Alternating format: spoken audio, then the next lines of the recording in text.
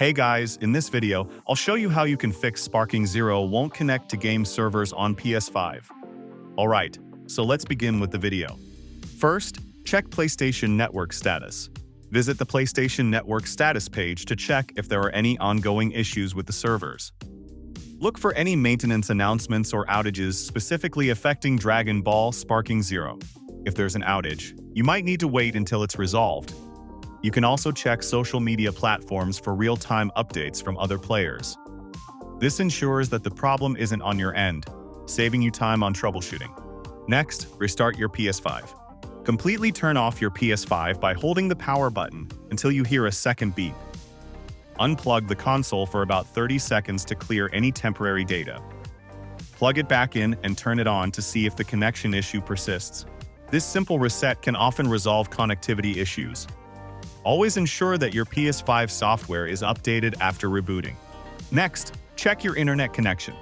Test your internet speed to ensure it meets the game's requirements. Run a wired connection if possible, as it's more stable than Wi-Fi. Restart your modem router by unplugging it for 10 seconds. Check for any network interruptions by connecting other devices to the internet. If other devices work, the issue may lie with your PS5 settings. After that, configure network settings. Go to the PS5 settings and navigate to Network Settings. Select Set up Internet Connection and choose your connection type. For Wi-Fi, ensure you're connected to the correct network.